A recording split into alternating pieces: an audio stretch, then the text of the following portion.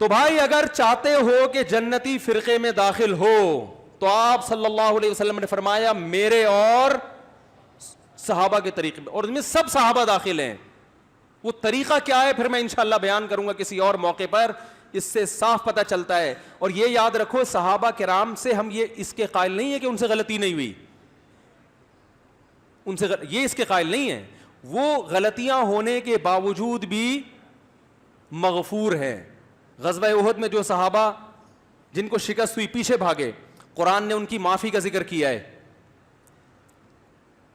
غزوہ حنین اور غزوہ حنین میں جو صحابہ پیچھے ہٹے ہیں, قرآن نے ان کی معافی کا ذکر, اور معاف اپنوں کو کیا جاتا ہے کہ بھائی ہمیشہ ساتھ دیا, اس دفعہ غلطی ہو گئی. اپنوں کے ساتھ انسان کا ظرف کیا ہوتا ہے, وسیع ہوتا ہے. تو اللہ ہمیں صحابہ سے محبت نصیب فرمائے. اور یہ جو آج کل چورن چٹنیاں بیچنے والے, جو کبھی حضرت معاویہ کبھی حضرت ابو سفیان, ان کو مجھے روافض پہ اعتراض نہیں ہے, ان کا تو مذہب ہی ہے. بہت سے لوگ جو اہل سنت والجماعت کا لیبل لگاتے ہیں, اپنے آپ کو سنی کہتے ہیں, وہ اس پروپیگنڈے کا شکار ہیں. تو آپ کے سامنے کوئی صحابی کی غلطی بیان کرے, پہلی بات تو یہ کہ بعض دفعہ غلطی ہوتی نہیں ہے, آپ کو لگ رہی ہوتی ہے, تو آپ بتاؤ کہ بھائی اگر غلطی ہے تو اللہ کی طرف سے کیا ہے, ان کی نیکیاں, ان کی نیکیوں کا پلڑا ان کی برائیوں کے پلڑے سے وزنی ہے. دوسری بات, اگر وہ غلطی بسا اوقات اجتہادی ہوتی ہے, حضرت عبداللہ ابن عباس رضی اللہ تعالیٰ عنہ سے کسی نے کہا, بخاری کی حدیث ہے کہ حضرت معاویہ 1 رکعت وتر پڑھتے ہیں. عبداللہ بن عباس کی رائے تھی کہ 1 رکعت صحیح نہیں ہے, تو انہوں نے فرمایا دعہ فإنہ فقیہ, ان کو اپنے حال پہ چھوڑ دو, وہ کیا ہیں, فقیہ, مجتہد ہیں, وہ اجتہاد کر سکتے ہیں, وہ میرے مقلد نہیں ہیں. یہ مطلب ہوا. تو عبداللہ بن عباس اہل بیس میں سے ہیں یا نہیں ہیں, اور حضرت معاویہ کی فقاہت اور ذہانت کی تعریف کر رہے ہیں. اور آگے چلو, بعض لوگ کہتے ہیں ہم معاویہ کو صحابی نہیں مانتے. اسی حدیث کی دوسری سند میں ان کے صحابی ہونے کی دلیل عبداللہ بن عباس سے ہے. کسی نے کہا معاویہ 1 رکعت وتر پڑھتے ہیں, عبداللہ بن عباس نے کہا دعہ فإنہ قد صحب النبی صلی اللہ علیہ وسلم, معاویہ نے نبی کی صحبت اٹھائی ہے. صحیبہ, صحابہ صحابی سے لکھنا نا, ماضی اس کا صحیبہ, مضارع یصحبو. تو اہل بیت گواہی دے رہے ہیں کہ حضرت معاویہ کیا ہیں, صحابی. باقی ان کا جو حضرت علی سے اختلاف ہوا, سیاسی اختلاف تھا, اجتہادی اختلاف تھا. حضرت علی حق پر تھے, حضرت معاویہ غلطی پر تھے, اہل سنت والجماعت کا عقیدہ ہے. مگر اس غلطی کی بنیاد حکومت کی لالچ, نفس پرستی نہیں تھی. حضرت عثمان کے قاتلوں سے انتقام کے لیے حکومت کو مجبور کرنا. پھر بھی ہم کہتے ہیں غلطی تھی, ہم اس کی غلطی کی توجیہ نہیں کرتے, ہمارا ظرف ہے, لیکن یہ اجتہادی غلطی. آدم علیہ السلام سے بھی غلطی ہوئی ہے, اللہ نے کہا یہ درخت مت کھانا, آدم اور حوا نے کھا لیا. اب کوئی آدم اور حوا کے خلاف پروپیگنڈا شروع کر دے اور ان کے خلاف تبرہ شروع کر دے, تو آپ بتاؤ یہ کوئی انسانیت کا کام ہوگا؟ تو پیغمبروں سے بھی اجتہادی غلطی ہو سکتی ہے, صحابہ سے بھی گناہ بھی ہو سکتا ہے, لیکن گناہ کے بعد ان کو توبہ کی توفیق ملتی ہے. اور اجتہادی غلطی تو گناہ بھی نہیں ہے.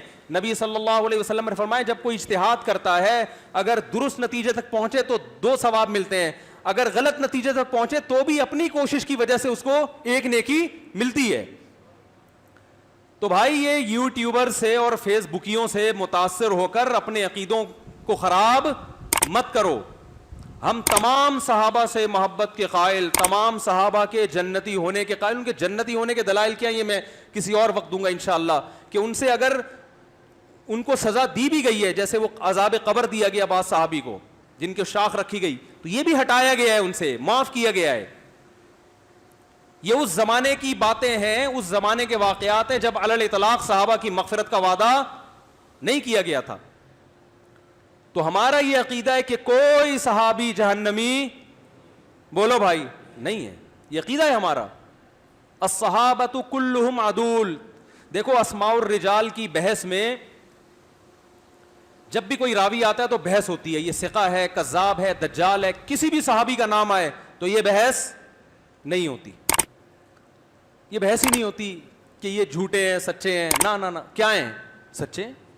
حضرت معاویہ سے کوئی حدیث, صحیح بخاری میں حضرت معاویہ سے حدیث منقول ہے رضی اللہ عنہ, کہ نبی صلی اللہ علیہ وسلم کو میں نے ایسے دیکھا ممبر پہ جب آپ بیٹھے، حضرت معاویہ جب جمعے کی دوسری اذان کے وقت ممبر پہ بیٹھے، پہلے تو دوسری اذان ہی پہلی ہوتی تھی، تو انہوں نے اذان کا جواب دیا، تو پھر لوگوں سے فرمایا کہ میں نے نبی صلی اللہ علیہ وسلم کو اسی طرح جواب دیا. اس لیے میرا فتویٰ، ہمارے جامعہ کا بھی فتویٰ یہ ہے کہ جمعے کی دوسری اذان کا جواب دینا بھی کیا ہے، یہ سنت عمل ہے. اس پہ ہم نے بڑی تحقیق لکھی ہے، تو تحقیق کی ہے، کیونکہ بعض فتاویٰ میں لکھا ہے کہ جمعے کی دوسری اذان میں علی الاطلاق خاموشی ہے، لیکن راجح قول یہی ہے، مفتبی قول یہی ہے کہ جمعے کی دوسری اذان کا بھی جواب دینا چاہیے. تو اس حدیث کے راوی کون ہیں؟ حضرت معاویہ. کسی میں یہ جرت نہیں ہوئی اسماء الرجال میں کہ تمام راویوں کی بحث ہے حضرت معاویہ سے نیچے جتنے ہیں کہ لوگوں کے ان کے بارے میں تبصرے کیا ہیں. حضرت معاویہ کے بارے میں محدثین یہ بحث نہیں کرتے کہ کسی نے ان کو کذاب کہا ہے کہ نہیں کہا. بھائی صحابی ہیں، صحابی ہیں تو الصحابۃ کلہم عدول، سب کے سب کیا ہیں؟ عدول. ممکن ہے کچھ لوگ لغوی اعتبار سے علماء اعتراض، عدول یہ مبالغے کا صیغہ ہے، عدول کے لفظ بھی ہیں، عدول کے بھی ہیں. تو عدول عادل کی جمع، اور عدول یہ جو ہے وہ صیغہ صفت ہے. تو سب کوئی بھی حدیث حضرت معاویہ سے منقول ہوگی تو اہل سنت والجماعت کے وہاں کیا ہوگی؟ وہ حجت ہے.